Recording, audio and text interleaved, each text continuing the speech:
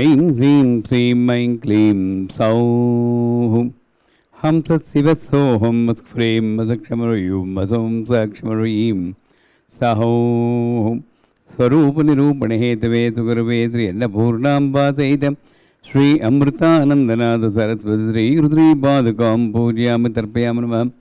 ऐं ह्रीं श्रीं ऐं क्लीं सौः हंसशिवसोऽहं मत्फ्रें मदक्षमरुयुं मसौं सक्षमरुयीं सहोः स्वरूपनिरूपण हेतवे सुगुरुवे श्री अन्नपूर्णाम्बासहितं श्री अमृतानन्दनाथ सरस्वती श्रीगुरुश्रीपादुकां पूजयामि तर्पयामि नमः। शुक्लाम्बरधरं विष्णुं सरिवर्णं चतुर्भुजं प्रसन्नवदनं ध्यायेत् सर्वविघ्नोपशान्ते। अगजाननपद्मार्कं गजाननमन्वितं अनेकदन्तं भक्तानां एकदन्तमुपास्महे। गणानां त्वा गणपतिं गवामहे कविं कवीनाम् उपमस्रवस्तमं ज्येष्ठराजं ब्रह्मणस्पत आनशृण्वन्नोतिमित्तेतसादरम्। ॐ श्रीमन्महागणाधिपतये नमः ध्यायामि।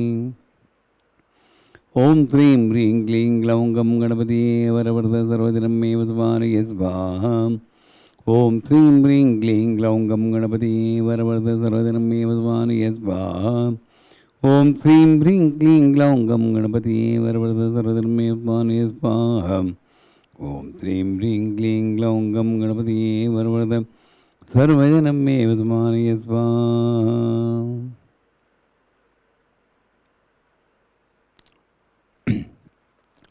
ललिता सहस्रनामं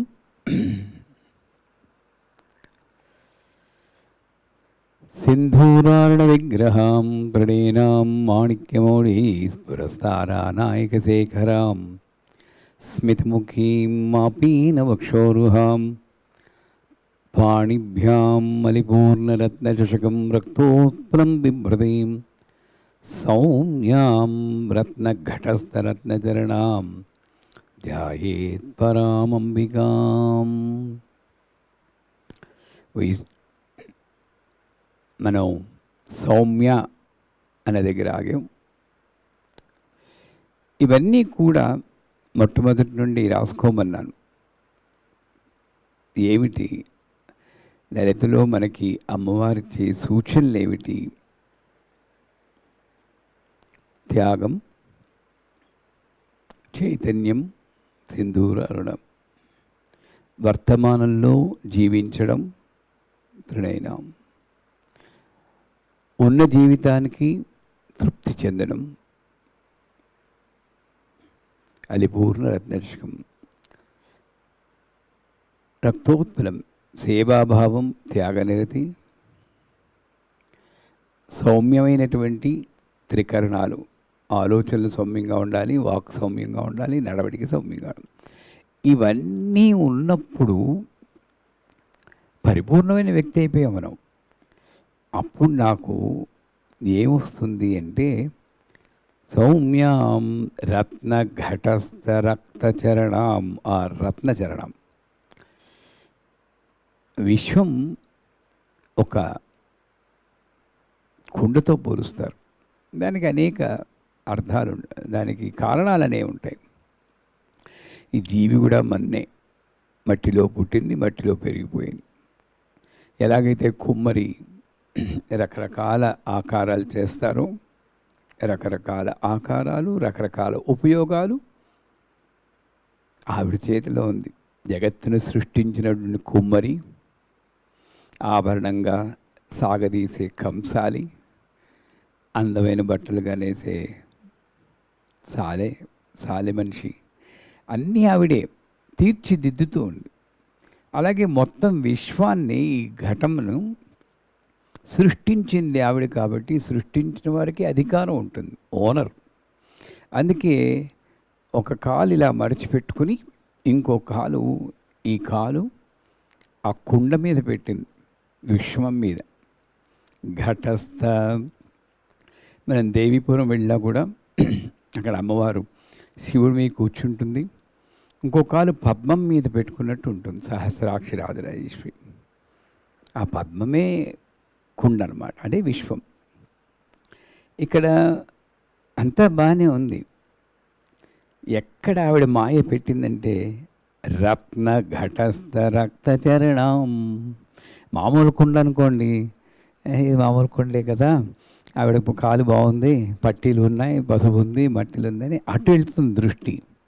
కానీ అటు వెళ్ళనివ్వకుండా మాయ పని ఈ కుండని అలంకరణ చేసేసింది విశ్వాన్ని. ఎలాంటి అలంకరణ? నా కళ్ళు అసలు దాని నుండి తిప్పేసేటటువంటి మెరుగులు, జిలుగులు, వెలుగులతో నింపేసింది రత్నాలతోటి. అందువల్ల నా మీదే, నాలోనే, నా దగ్గరే నా జీవితానికి సొల్యూషన్, నేను ఎలా నడవాలో ఆ సూత్రం, పరిష్కారం అన్నీ ఇక్కడే ఉంది. ఇమాజిన్, విశ్వం మీద కాలు పెట్టింది, విశ్వంలో మనం ఉన్నాం, మన మీద కూడా కాలు పెట్టింది ఆవిడ. అదే గురుపాదాలు, గురువు రూపంలో వస్తుంది ఆవిడ. అందుకని ఆ కాళ్ళకి పూజ చేస్తున్నాం. నా శిరస్సు మీద ఉన్నటువంటి నీ పాదాలు, ఒకటి శివపాదము, ఒకటి శక్తిపాదము తలుచుకుని పూజ చేస్తున్నాం. అందువల్ల ఏదో చాలా కొద్ది మందికి యోగులకి ఈ రత్నాల మీదకి పోకుండా అన్నిటికన్నా గొప్ప రత్నం చింతామణి గృహాంతస్థ, ఆ చింతామణి ఇచ్చేటువంటి ఈ పాదాల మీదకి వెళ్తుంది. ఆ పాదాలు చూసుకుంటూ ఉంటాడు. ఘటం వల్ల వాళ్ళకేమీ ఇబ్బంది ఉండదు. కానీ సగానికి పైగా 99% ఘటం మీద దృష్టి ఉంచుతారు. పాదం కనపడదు. దృష్టి అటుంచి దర్శనమీవగ రావమ్మ అని పాడితే, ఒరే ఒక్కసారి నీ మీదే ఉన్నాను రా, నీలోనే ఉన్నాను, నీలో ఊపిరిగా ఉంటూ, నీలో ఆలోచనలుగా ఉంటూ, నీలో వాక్కుగా ఉంటూ, నీ నడవని నేను నడిపిస్తూ ఉన్నది నేనైతే ఇంక ప్రత్యేకించి మళ్ళీ నేను దర్శనమీవగ రావమ్మ అని ఒకసారి అద్దంలో చూసుకుని నేను కనబడతాను అని ఆవిడ చెప్తుంది. మహామాయ అవనికాయనం అంటే ఓ తెర ఉంది. ఆ తెర తర్వాత ఇంట్రెస్ట్గా వెయిట్ చేసి చూస్తే తెర వెనకాల ఆవిడ ఉంటుంది అనుకుంటే అర్థం ఉంటుంది అక్కడ, మనమే. అందుకే అహమిత్యేవ విభావయం భవానీం అని తర్వాత వస్తుంది. అందువల్ల ఆ యొక్క చరణం రత్న ఘటస్థ రక్తచరణం, రత్నచరణం, ఇది ఎక్కడ మొదలెట్టాం? కళ్ళతో మొదలెట్టాం. త్రినయనం, కళ్ళతో మొదలెట్టి కాళ్ళ దగ్గరికి వచ్చిందే ధ్యానం. వర్తమానంలో ఉండాలి, నడవాలి అని అక్కడ వర్తమానం కాలాన్ని చెప్పింది, ఇక్కడ నడవడిని చెప్పింది. నువ్వు నన్ను ఏమీ అక్కర్లేదు, వర్తమానంలో ఉండాలంటే నా పాదాలని స్మరించుకో. ఎలా ఉంది ఆ పాదము? చక్కగా పసుపు రాసుకుని ఈ 64 ఉపచారాలు చేసినప్పుడు మనకి ఆ అవకాశం దొరుకుతుంది. రత్నరూపురం కల్పయానమం, పాదాంగుళీకం కల్పయానమం, పాదకటకం కల్పయానమం. తర్వాత లలిత సహస్రనామములు కూర్మ పృష్ఠ జైష్ణు ప్రపదాన్విత, బలిసినటువంటి ఆ కాలి పాదం వెనక భాగం బలంగా ఉంటుంది, ఒక తాబేలు వీపులా ఉంటుంది. అంటే ఏంటి? అది ఎందుకు అలా చెప్తుంది ఆ వర్ణన? ఇంత దృఢమైంది పట్టుకుంటే నాకు ఇంక మిగతా వాటితో పని లేదు, భయపడక్కర్లేదు. అటువంటి చరణం ఇంత దూరం వస్తేనే నేను నీకు అందుతానని లేకుండా ఆవిడ కరుణామూర్తి కాబట్టి మన మీదే విశ్వంలోనే పెట్టింది.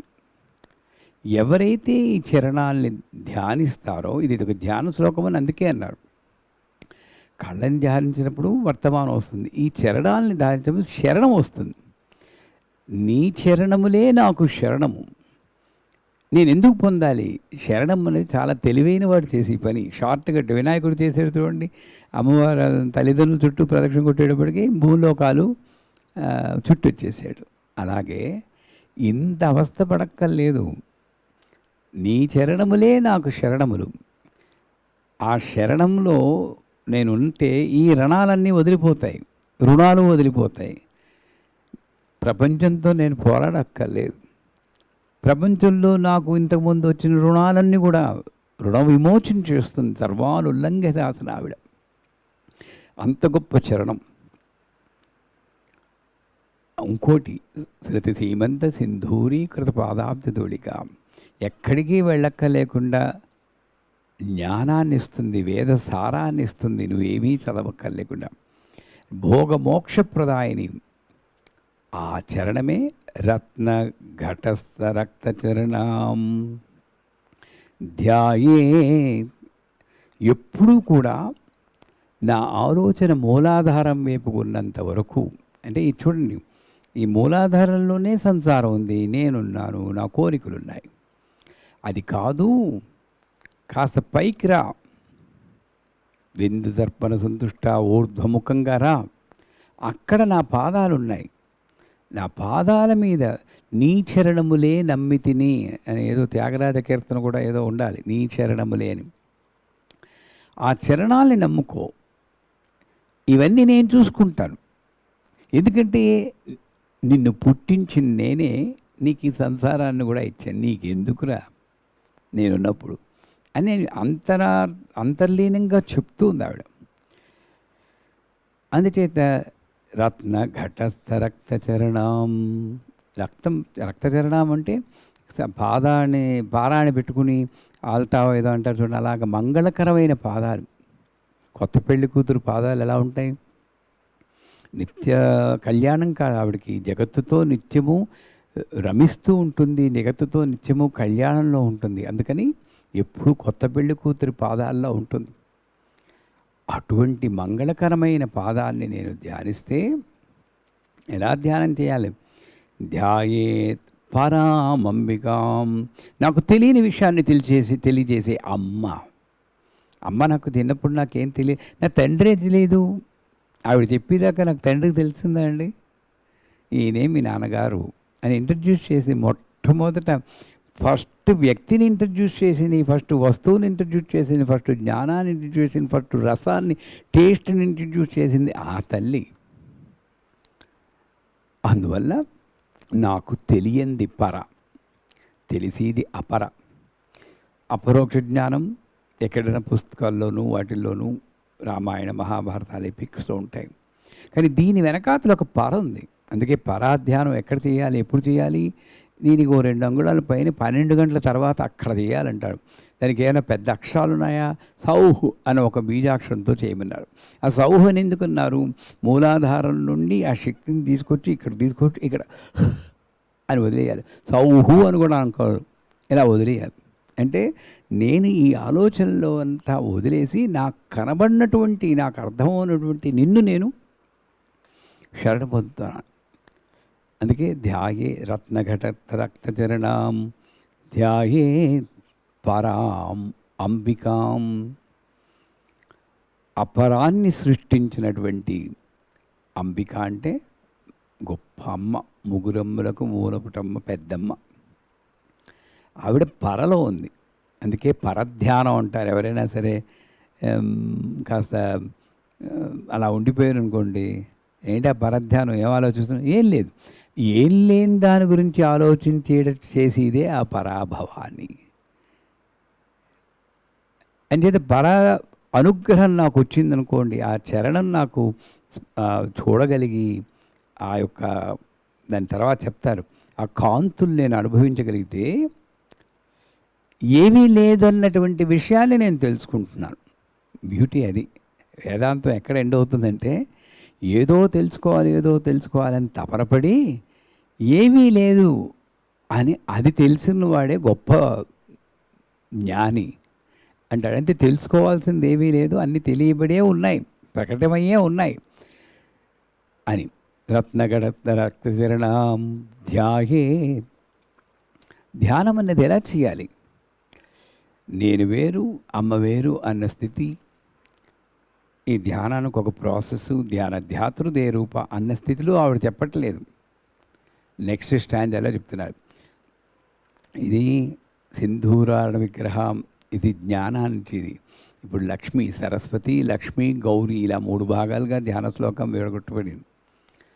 అరుణాం కరుణా తరంగితాక్షీం ధృతపాశాంకుశపుష్పబాణచాపాం అడిమాదిభిరావృతాం మయూఖై అహం ఇత్యేవ విభావే భవానీం. అక్కడ అంబికాం భవానీం, ఆవిడ తల్లి, ప్రాణం ఇచ్చేది భవానీ. చూడండి ఎంత బాగా చెప్తున్నాడు, లింక్ ఎలా పెట్టుకుంటూ వచ్చిందో చూడండి ధ్యాన శ్లోకాలు. ముందేం చెప్పింది? సింధూరారణ విగ్రహం రూపాన్ని చెప్పింది. దాని వెనక లింక్ కొంచెం డీపర్ తత్వానికి వస్తుంది. అరుణాం కరుణా తరంగితాక్షీం. అరుణంటే ఇంతకుముందే చెప్తున్నాం సింధూరారణ విగ్రహం చైతన్యమని. ఇక్కడ చైతన్యంతో పాటు జ్ఞానం అన్నాం. ఆవిడ వక్షస్థలంలో రెండు, ఒకటి జ్ఞానము, ఒకటి కరుణ. ఎందుకు తరంగాలతో పోల్చారు? తరంగితాక్షీం. తరంగాలు ఎందులో ఉంటాయి? సముద్రంలో ఉంటాయి. సముద్రం అనంతానికి సంకేతం. అందువల్ల అరుణాం కరుణాతరంగితాక్షీం. అక్ష అంటే కళ్ళు. సో ఆవిడ రెండు కళ్ళు, ఒక కంట్లో కరుణ, ఒక కంట్లో చైతన్యపూరితమైనటువంటి సత్తుతో నిండినటువంటి జ్ఞానాన్ని ఇస్తోంది. ఎంత కావాలో, ఎప్పుడు కావాలో, ఎలా నువ్వు అర్థం చేసుకుంటావో అలా ఇచ్చేది అమ్మ. నిరంతరం ప్రసారం అవుతుంది. తరంగాలు సముద్రంలో ఎలా తరంగాలు వస్తున్నాయో అనంతమైన జ్ఞానాన్ని, అనంతమైన కరుణారసాగర ఆ సముద్రం, కరుణా సముద్రం అంటారు, దయా సముద్రం అంటారు. అటువంటి అనంతమైన కరుణ, అనంతమైన జ్ఞానం ఏమిటి అంటే తర్వాత లలితా సహస్రంలో చెప్తారు. ఈ చాలాసార్లు కళ్ళ మీద ఫోకస్ చేస్తుంది బిగినింగ్లో లలితా సహస్రం. ఎందుకంటే చూపులతో పోషిస్తుంది. మనందరం చిన్నపిల్లలమే, ఏమి మనం పెద్దగా సాధించింది ఏముందండి చెప్పండి. అసలు ఈ సాధన వదిలేయండి, ఆస్తులు అంతస్తులు. ఆధ్యాత్మికం కూడా ఏదో తపన పడుతున్నాం. సాధించింది అని మేము చూస్తే అనిత్యతృప్తావే మనం. ఎంత సాధించినా తృప్తి లేదు. తృప్తి కలిగినప్పుడు ఈ సాధనలు ఆగిపోతాయి. అందుచేత ఆ చూపులు నా మీద క్రీగంట దయతో చూడవే అమ్మా. నీ చూపు ఎవడి మీద పడుతుందో వాడు విద్వాంసుడవుతాడు. నన్ను చండీ పాఠంలో చెప్తాడు. వాడు ఎటువంటి వేనైనా సరే చక్రవర్తి అయిపోతాడు, నీ చూపు ఎవడి మీద పడుతుందో. అందువల్ల అక్షి అమ్మవారి కళ్ళు, ఆ కళ్ళల్లో కళ్ళు పెట్టి కాళ్ళ మీద దృష్టి ఉంచి, ఈ రెండే ఇంకా కళ్ళల్లో కళ్ళు పెట్టాలి. అందువల్ల ఆ కళ్ళు నా కనులు నీవిగా చూసుకొని చూడాలని అంటాడు చూడండి పాట. అలాగా ఆ కళ్ళు ఈ కళ్ళు అయితే ఎలా ఉంటుందని ఎప్పుడైనా ధ్యానం చేశారా? మా అక్కడ పీఠంలో బాలా త్రిపురసుందరి ఫోటో ఉంటుంది. ఆ కళ్ళని చూస్తూ ఈ కంటికి ఆ కంటికి తేడా లేదు, అదే ఇవి ఇవే ఇవి, ఇలా ధ్యానం చేస్తాం. ఒకప్పుడు భలే ఉంటుంది. అంటే ఆవిడే నేను నాలో చూస్తూ ఉన్నట్టు. గొప్ప ధ్యానానికి సూచన. అప్పుడు ఆ అరుణము మనకు వస్తుంది, కరుణ మనకు వస్తుంది. అరుణ కరుణా తరంగితాక్షి. ఇది ప్రథమంలో చూపులతో పెంచుతూ ఉంటుంది. ఒక తాబేలు, ఒక చేప, ఈ రెండిటికి స్తన్యం ఇచ్చి పెంచదు. ఆవిడ ఆ దృష్టి మన మీద పడితే చాలు. ఎవడి మీద పడుతుంది అన్నది ఇక్కడ రావాలి. కరుణా తరంగితాక్షి అని వేసాం. ఆవిడ చూపు మన మీద పడాలంటే నేనేం చేయాలి అంటే, నెంబర్ 1, నువ్వు తప్పితే నాకు ఇంకో దృష్టి లేదు. అందుకే రత్నధరం అన్నప్పుడు ఆ ఘటం మీద ఉన్న రత్నాల మీద దృష్టి నిలిపిన వాడికి ఈ చరణం ఇక్కడే ఉన్నా కనబడదు. వాడి దగ్గర ఉంది, వీడి దగ్గర ఉంది, యోగి దగ్గర ఉంది, భోగి దగ్గర ఉంది, అదే చరణం వాడికి కనబడదు. ఎందుకంటే ఇతర చింతనల మీద పడ్డాడు.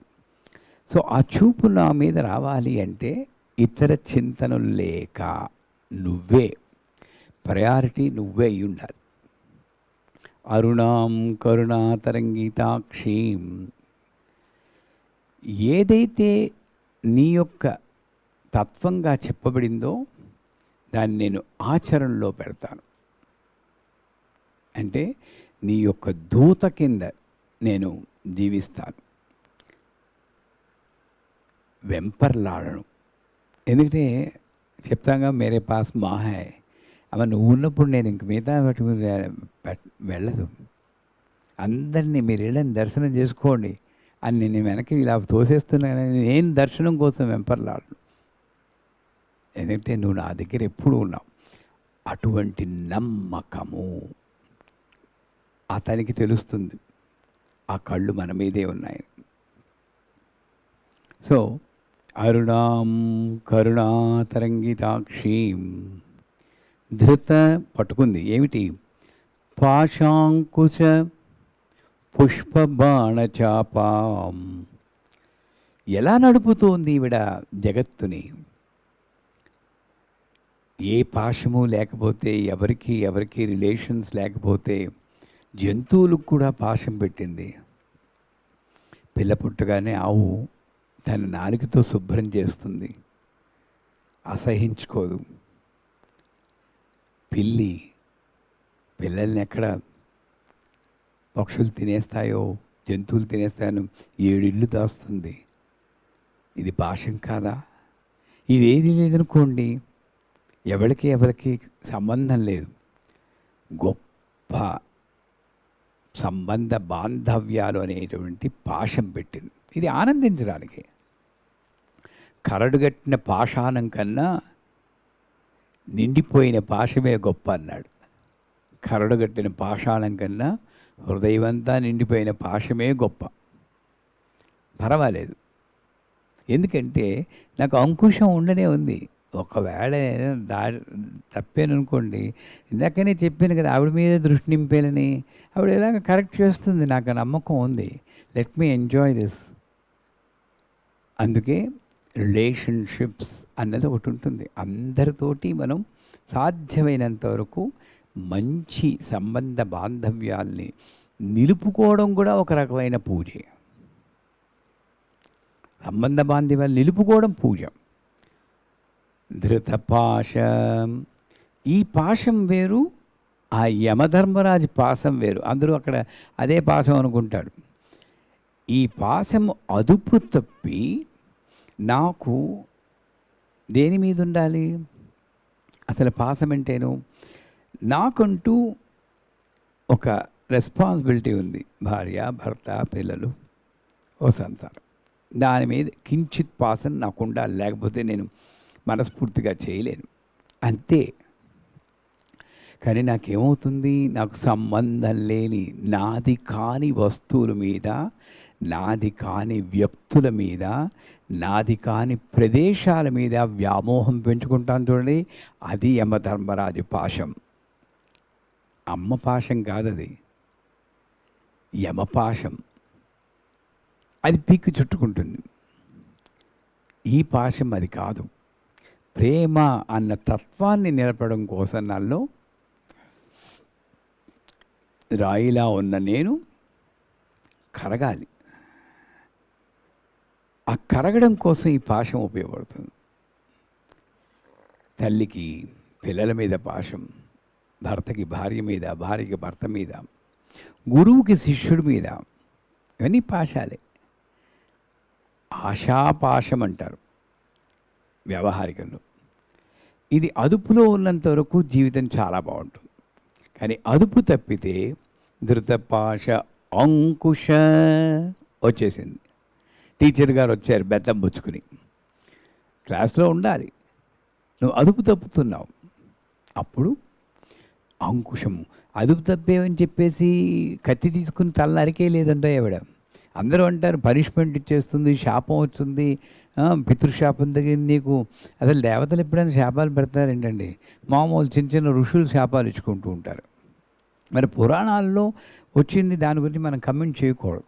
అది లోకోపకారమై అలా ఇచ్చాడు. కానీ మామూలు జనాలకి ఇలా అయిపో అలా అయిపో అని శాపం పెట్టినవాడు దేవుడుగా ఎప్పుడు పెట్టలేదు.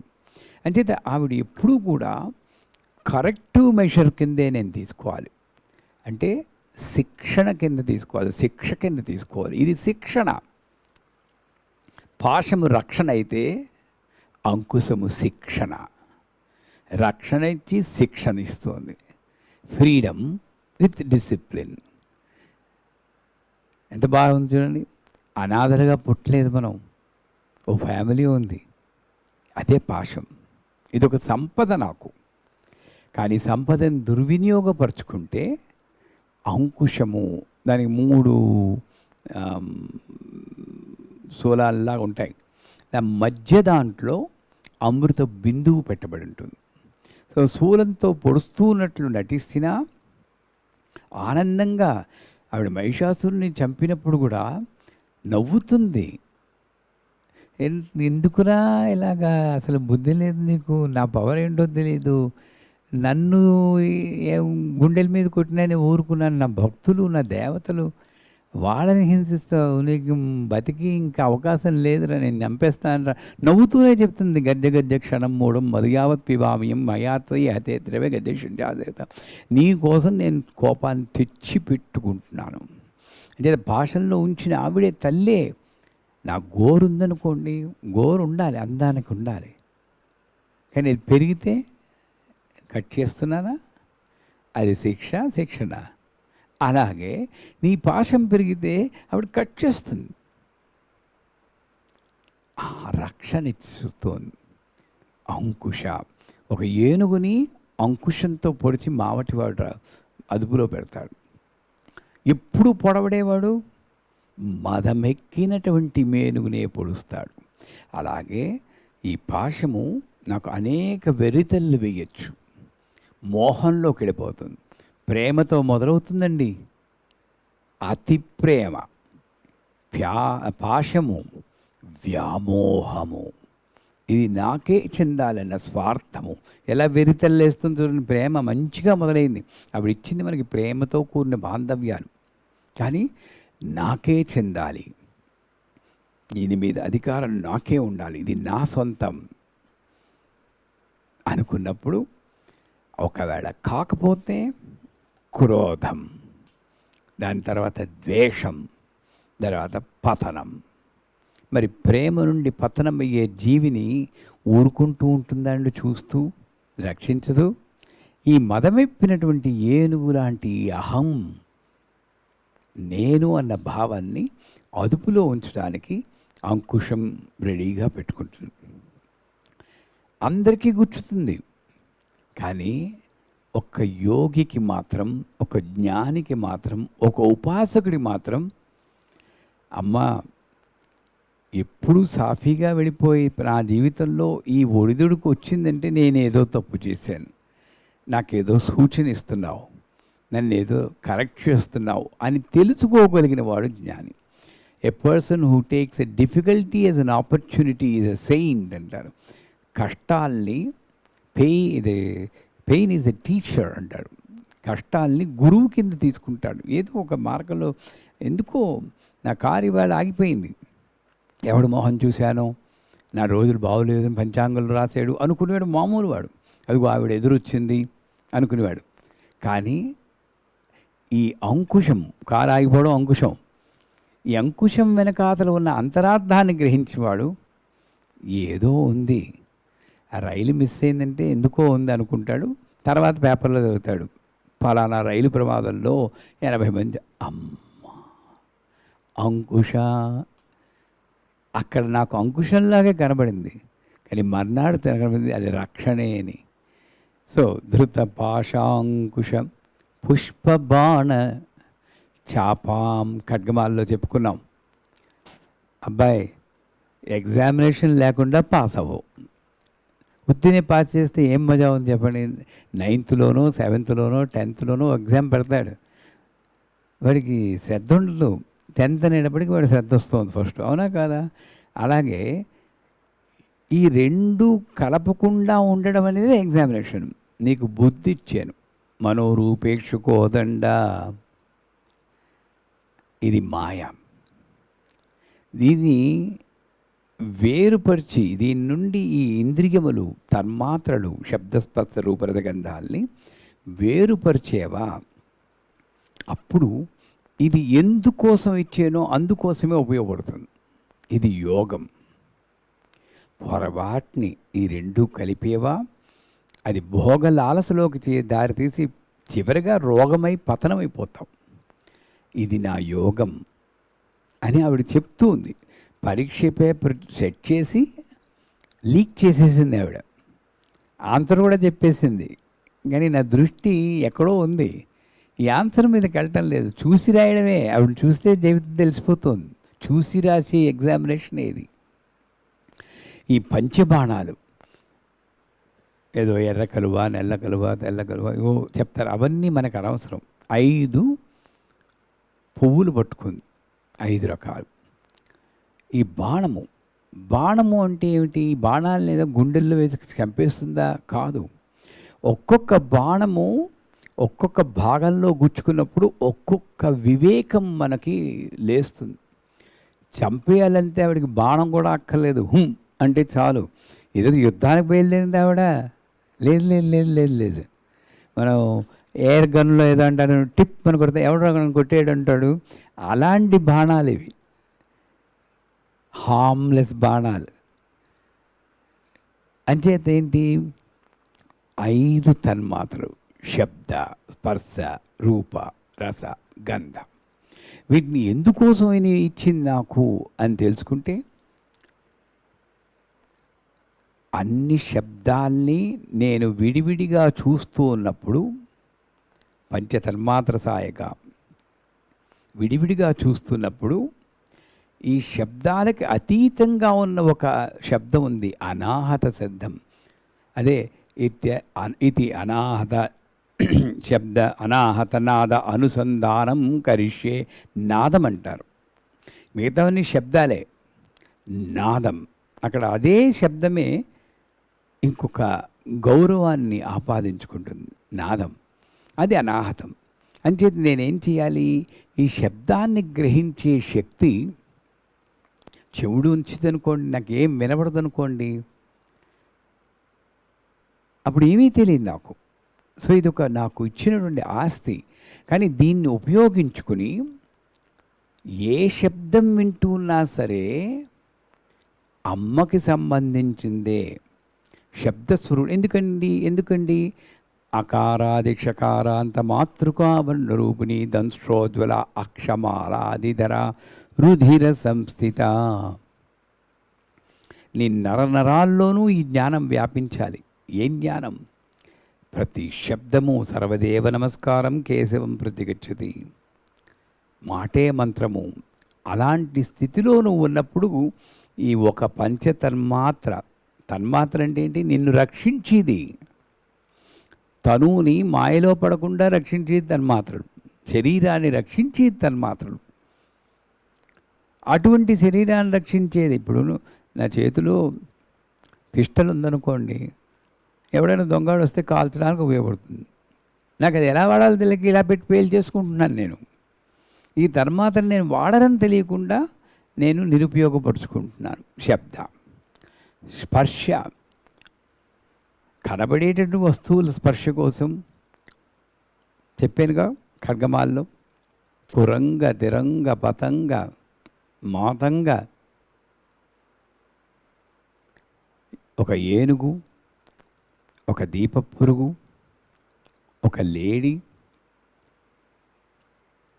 ఎలాగైతే ఒక చేప, ఎలాగైతే విషయవాసనలకు వెళ్ళి చిక్కుకుని పతనమవుతాయో, ఈ జీవుడు శబ్దస్పర్శ రూపరసగంధాల వెనకాతల పరిగెత్తి తన ఉనికిని కోల్పోతాడు అని చెప్తుంది. ఏనుగు స్పర్శ వల్ల, ఆడ ఏనుగుకి మగ ఏనుగు స్పర్శని తగిలిస్తే ఆ స్పర్శ కోసం వెంపలాడుతూ మర్చిపోయి ఓ గుంటలో పడిపోతుంది. వాడు బంధించేశాడు, ఏ సర్కస్ కంపెనీకో లాక్కెళ్ళిపోతాడు. అంచేత నేనేం చేయాలి?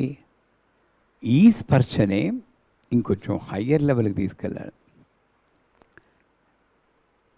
గాలి నా శరీరాన్ని తాకుతూ ఉన్నా కూడా ఆ స్పర్శని అనుభవించేటటువంటి జాగరూకత స్థితిలో నేను ఉండాలి. ఎంతమంది సోఫాలో కూర్చున్నాక కొంచెం కంఫర్టబుల్గా ఉంది అని అనుభవించి కూర్చునేవాడు చాలా తక్కువ. రోజు పరుపే, జస్ట్ కేర్లెస్గా పడుకుంటాం. ఆలింగనంలో ఆనందం, స్పర్శ అన్నీ అమ్మ నాకు ఇచ్చేటువంటి స్పర్శే అని శబ్ద, స్పర్శ, రూప నాకు కనబడి ప్రతి రూపము అమ్మే. కళ్ళిచ్చాడు ఎందుకు? విభజనతో చూడడానికి కాదు, ఏకీభావంతో చూడడానికి.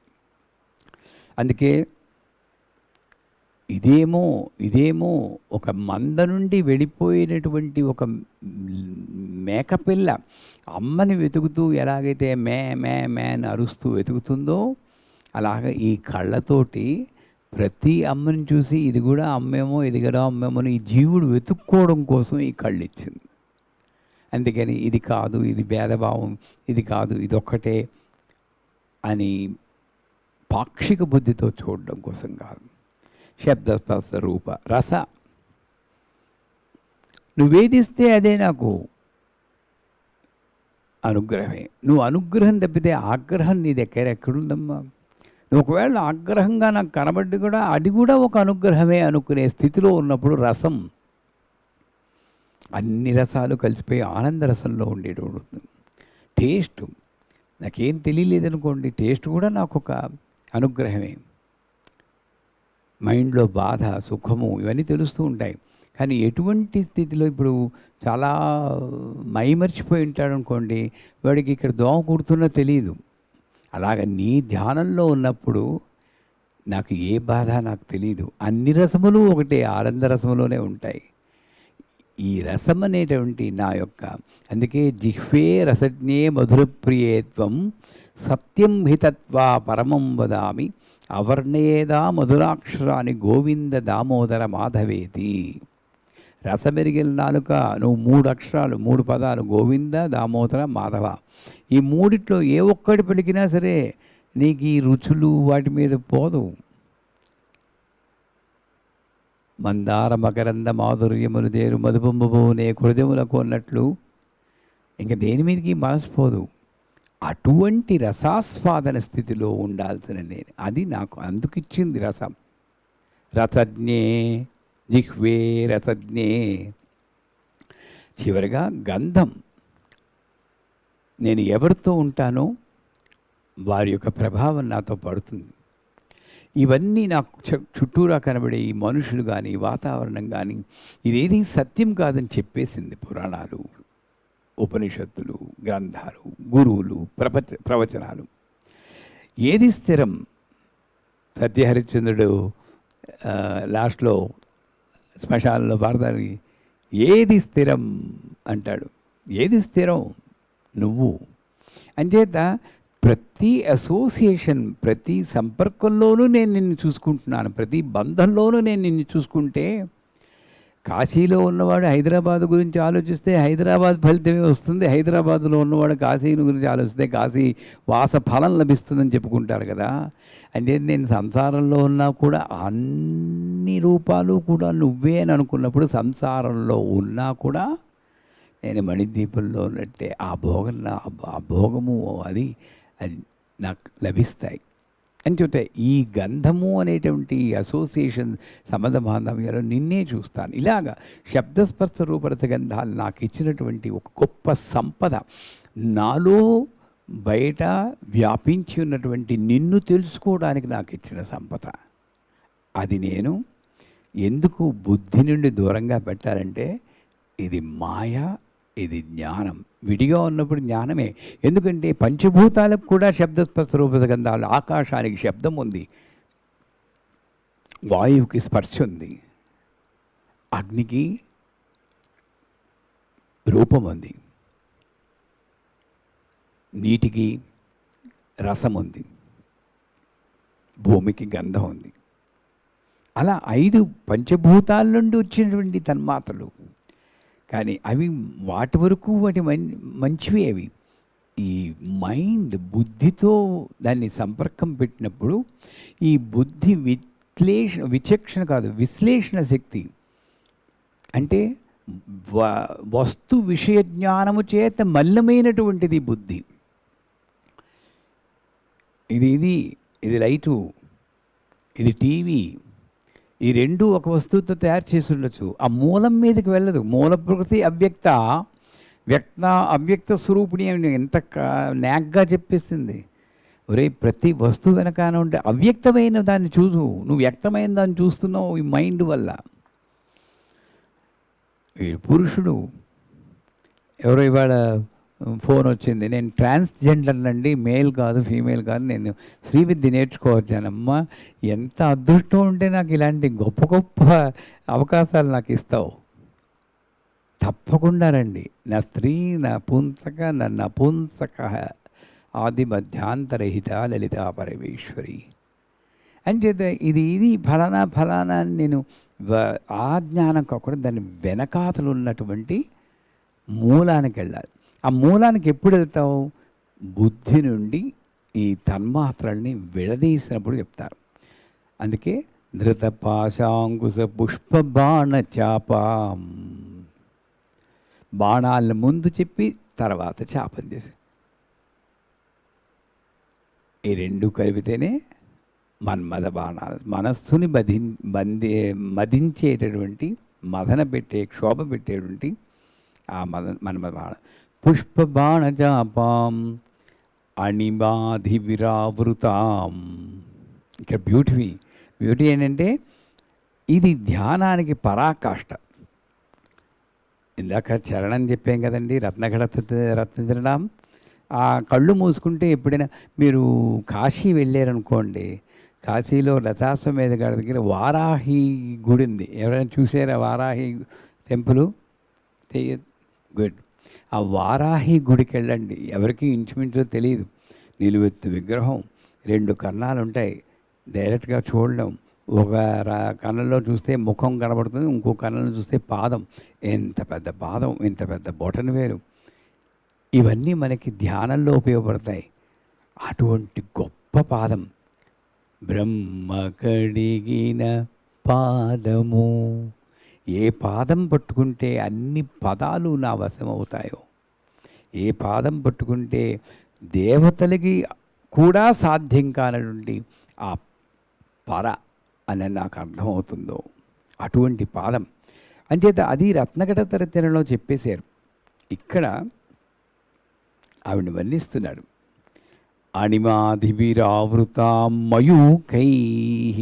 అమ్మా, అణిమాది అష్టసిద్ధులు, అణిమాసిద్ధే లగిమాసిద్ధే, ఇవేమో చాలా గొప్పగా అనుకుంటారు జనాలు. నిజానికి నేను గొప్ప మన లెవెల్లో మనం చూసుకున్నాం అనుకోండి. అణిమాసిద్ధి అంటే లెటర్ల మీద నేను చిన్నగా అయిపోవడం, ఆకాశంలో ఎగిరిపోవడం, ఇవన్నీ మ్యాజిక్లే. దాన్ని అంతరార్థం తీసుకున్నప్పుడు ఇంకా గొప్ప మ్యాజిక్.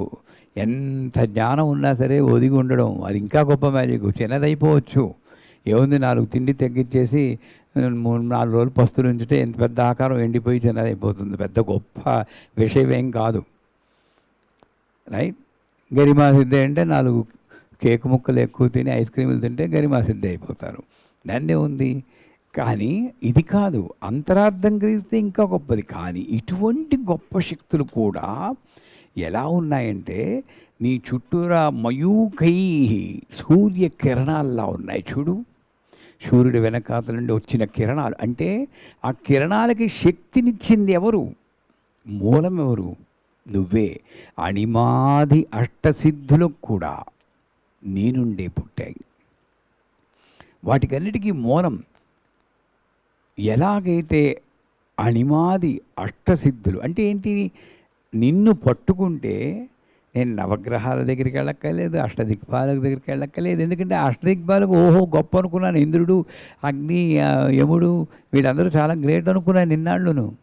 వాళ్ళు నీ చుట్టూరా నీ తాంబూలం కబళం కోసం వెంపర్లాడేటువంటి తిరిగేటటువంటి మామూలు వాళ్ళని ఇప్పుడే నాకు తెలిసింది. కర్పూర వీటికామోద సమాకర్ష దిగంతర అన్న పదంలో నాకు తెలిసింది.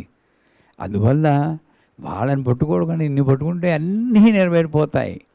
అణిమాది అష్టసిద్ధులకి నీవన్నీ వచ్చాయి. అణిమాదిభిరావృతాం మయూకై. ఎలాగైతే జాగ్రత్తగా వినండి, అష్టసిద్ధులు నీ చుట్టూరా ఉంటూ తమ ఉనికికి కారణం నువ్వే అని భాసిల్లుతూ ఆ భావంలో నీ యొక్క కాంతిని తన కాంతిగా మలుచుకుని విరాజిల్లుతున్నాయో, అహం ఇది ఏవ భవానీ, అలా నేను నిన్ను ధ్యానించాలి. అణిమాది అష్టసిద్ధులు ఎలాగైతే నీ చుట్టూరా కాంతులు ఎంతో ఉన్నారో, అలాగే నా మనస్సు, నా సర్వము నీ చుట్టూరా తిరుగుతున్నసేపు నీ కాంతి, నీ జ్ఞానం అన్నీ నా దగ్గర ఉంటాయి. భవానీ ఎంత గొప్పదా! తామ్రాయ చారుణాయ చ శృంగాయ చ పశుపతే నమో ఉగ్రాయ భీమాయ నమో అని రుద్రుడు చెప్తారు. కాపర్ అంటే రాగికి ఎరుపు రంగు ఇచ్చినది రుద్రుడు. ఎంత గొప్పగా చెప్పాడు. కానీ ఇక్కడ ఆయన దాటిపోయింది ఈవిడ. రాగికే ఎరుపు రంగు ఇచ్చిన రుద్రుడైతే, నాయన భవానీ రా, నేను భౌడు వాడు రుద్రుడు, అతనికి లైఫ్ ఇచ్చింది నేను, ఆ రుద్రుడికి లైఫ్ ఇచ్చాను నేను. నా భర్తే అవడం, కానీ అతను కూడా నా వల్ల, అంటే లైఫ్ ప్రాణశక్తి ప్రదేవత నేను. అణిమాదులే కాదు, అన్నిటికీ జగత్తంతటికీ ప్రాణశక్తి అయినటువంటి నువ్వు. అందుకే మీరు టైం చూస్తున్నారు కదండి, అందుకే లలితా సహస్రనామంలో విద్యలు ఉన్నాయంటారు. నేను ఫస్ట్ చెప్పలేదు, ఎందుకంటే ఎందుకు తాపత్రయాల మీద పోవడం అని చెప్పి. భవానీ భావనాగమ్య భవారణ్య కుటారిక భద్రప్రియ భద్రమూర్తి భక్త సౌభాగ్యదాయిని భక్తిప్రియ భక్తిగమ్య భక్తివశ్య భయాపహ. ఈ 10 భవానీ విద్య. దాని నిర్వచనం చెప్తున్నప్పుడు అప్పుడు వచ్చినప్పుడు చెప్తాను, బట్ ఇప్పుడు వచ్చింది కనుక భవానీ అన్న పదం ఆవిడ ప్రాణశక్తి కాబట్టి ఎంత విలువైందంటే, నువ్వు భవానీలో మొట్టమొదటి అక్షరం చెప్పడానికి భ అనడానికి పెదాలు ఇలా కదలడానికి ముందు ఆలోచన వస్తే, ఆలోచనకి ముందే నీ పని నెరవేరిపోతుంటాం. సద్యప్రసాదిని. అంత గొప్ప శక్తి భవానీ విద్యలో ఉంది. దాన్ని మన వాళ్ళు ఏం చేస్తారు, ఏదైనా కార్యక్రమం, ఓ వ్యాపారం మొదలెట్టే అనుకో, భవానీ విద్య చదివేసేయి, నీ కార్యక్రమం అయిపోదు, నువ్వు అయిపోతావు. అటువంటి గొప్ప తెలిసిని ఓ వ్యాపారం కోసం ఉపయోగించుకోవాలని చూసే కుదిరింది, అప్పుడు మనం అయిపోయాం. అంచేత భవానీ అన్నది ప్రాణశక్తి. ధ్యాయే సరే దశపాశాంగుత పుష్పబాణచాపాం అణిమాదిభిరావృతాం మయూకై. మయూఖ అంటే నెమలి అన్న పదం కూడా పాఠాంతరంలో వస్తుంది. అంటే డిపెండెన్సీలో సాధారణంగా డిప్రెషన్ వస్తుంది, అవును కదా. మన ప్రాపంచిక డిపెండెన్సీలో ప్రతిదానికి ఆయన అడుక్కోవాలి డబ్బులు, నాకే కానీ ఉద్యోగం ఉంటుందా అని అనుకుని భార్య అనుకుంటూ ఉంటుంది. పిల్లల మీద ఈ వయసులో ఆధారపడుతున్నాం అని తాతగారులు అనుకుంటుంటారు. ఈ డిపెండెన్సీలో బాధ ఉంది. కానీ అతని అండం ఏంటంటే, నేను మీ మీద డిపెండ్ అయ్యాం, నువ్వే నా మూలం, కానీ ఆ డిపెండెన్సీలో నాకు ఆనందం ఉంది చూడు. పురి విప్పిన నెమల్లా నాట్యం చేస్తున్నాను నేను, అంత ఆనందం అనుభవిస్తున్నాను. ఎందుకు? నాకు ఇంక చేయాల్సిందేం లేదు, జస్ట్ బీ దేర్. అటువంటి మియర్ ఎగ్జిస్టెన్స్లో నేను ఆనందం అనుభవిస్తున్నాను. మయూకై అహం ఇత్యేవ భవానీ. అక్కడి వరకు ఒకటి. ధ్యాయే పద్మాసనస్తాం. ధ్యాయే నన్న పుస్తకం కావాలి, రాగాలకి పుస్తకం ఎవరినైతే మనం. ధ్యాయే పద్మాసనస్తాం. మొట్టమొదటి కళ్ళు మర్చిపోకండి. తర్వాత ఆ కళ్ళనే కరుణా తరంగితాక్షీం, అలాగే ధ్యానం చేయమన్నాడు. కళ్ళ నుండి కాళ్ళ వరకు చెప్పి, ఆ కళ్ళ వెనకాతల నుండి జ్ఞానమును కరుణను చెప్పి, ఇప్పుడు ఎక్కడికి వస్తున్నాడు? విగ్రహానికి వస్తున్నాడు. తత్వం మొదలుపెట్టాడు, విగ్రహానికి వచ్చాడు. ఎవరిని ధ్యానం చేస్తున్నారు? పద్మాసనస్థాం. ప్రతి చోట మీకు పద్మము, జలజ, కలువ, ఇలాగ అదే పువ్వుని రకరకాలుగా చెప్తూ ఉంటాడు. ఎందుకు? సంసార పంక నిమ్మగ్న సముద్ధరణ పడిత. ఎవరైతే నన్ను ఉద్ధరించి పండితుడో, ఈ పంకజము పంకజాక్షి, నీరజాక్షి, కమలాక్షి, పద్మపత్రాయుధాక్షి ఇలాగ అన్నీ అటుపక్కకి వెళ్ళినప్పుడు నాకు బురద మీద దృష్టి పోదు. ఆ బురద నుండి వచ్చినటువంటి పైకి వచ్చినటువంటి పద్మం మీదకి పోతుంది. ధ్యాయేత్ పద్మాసనస్తాం వికసితవదనాం పద్మపత్రాయుధాక్షీం. అక్కడ ఒకసారి చెప్పింది, సింధూరాణ విగ్రహం త్రిణీనాం మాణిక్యమౌళి స్మృతారానాయకరాం స్మితముఖీం వికసితవదనాం మందస్మిత ప్రభాప. ఎన్నిసార్లు నీకు ముఖ్యమైనటువంటి నువ్వు చేయాల్సిన పని ఆవిడ మరీ మరీ చెప్తోంది. ధ్యానం చేయి, నన్ను చేస్తే నీకేం వస్తుందని చెప్తున్నాను. ధ్యాయేత్ పద్మాసనస్తాం. ఈ పద్మాసనం అన్నది ఇలా ఉన్నప్పుడు ఇలా కూర్చుంటారు కదా, వెన్నెముక స్థిరంగా ఉంటుంది. అంటే ఈ పద్మాసనంలో ఉన్నటువంటి ఆ అమ్మని నేను ధ్యానం చేసేటప్పుడు నాకు వచ్చేటటువంటి ఫలితం ఏంటంటే స్థిరత్వం. ఒకళ్ళని బాగా ఇలా కూర్చోవాలని చూసామనుకోండి, మనం ఇలాగే అయిపోతాం. ఇలా ఉన్న వాళ్ళని చూసామనుకోండి, ఓహో అలా కూర్చోవాలి కాబట్టి మనం ఇలా అవుతాం ఆటోమేటిక్. అంటే కోతుల నుండి వచ్చాం కదండి, వాడు టోపీ పడేస్తే మనం టోపీ పడేస్తాం. వాసనలు ఎక్కడ పోతాయి చెప్పండి, అది అలా పూర్వకాలం నుండి వచ్చేస్తున్నాయి. అదే పద్మాసన స్థాన్ని నేను ఇలాగా జపం చేసినప్పుడు కాస్మిక్ ఎనర్జీ, ఆధ్యాత్మిక శక్తి, అంతటా వ్యాపించే చైతన్య శక్తి నాలో ప్రవహించడానికి అనువుగా ఉన్నటువంటి ఆసనమే పద్మాసనం. అదొక రకం. ధ్యాయే అటువంటి పద్మం మీద ఎందుకు. ఇంకోటి ఏంటంటే పద్మాసన స్థానం అన్నది ఆ 7 చక్రాల్ని పద్మాలతోటి పోల్చాడు. మూలాధారాం భుజారూఢ, సహస్రారాం భుజారూఢ, అంబుజ అంబుజ అంబుజ. సో ఈ అన్ని చక్రాల మీద ఒక్కొక్క పద్మాన్ని ఊహిస్తే ఆ పద్మం మీద కూర్చున్నటువంటి తల్లి, ఇక్కడ కూర్చుని నా జ్ఞానాన్ని ఇస్తావు, ఇక్కడ కూర్చుని నాకు కాలం యొక్క విలువ, వర్తమానం యొక్క విలువ చెబుతావు, ఇక్కడ కూర్చుని నా వాక్సిద్ధిని చూసుకుంటూ ఉంటావు, ఇక్కడ కూర్చుని అపారమైన కరుణని, దయని, నిబంధనరహిత ప్రేమనిస్తావు, ఇక్కడ కూర్చుని నాకు శక్తినిస్తావు. స్వాధిష్టానంలో ఉండి నా అరిషడ్వర్గాలు, అరి కాదు శత్రువులు కాదు, ఎంత మోతాదులో ఉండాలో అంత మోతాదులో అణిచిపెట్టి లోభం, మోహం, మలం, మాత్సర్యాన్ని పూర్తిగా తుడిచివేసి ఒక క్రోధాన్ని మాత్రం శవం సమం చేసి ఉంచుతాం. మూలాధారంలోంచి నా బుద్ధిని, ఏకాగ్రత నిలుపుతూ ఉంటాం.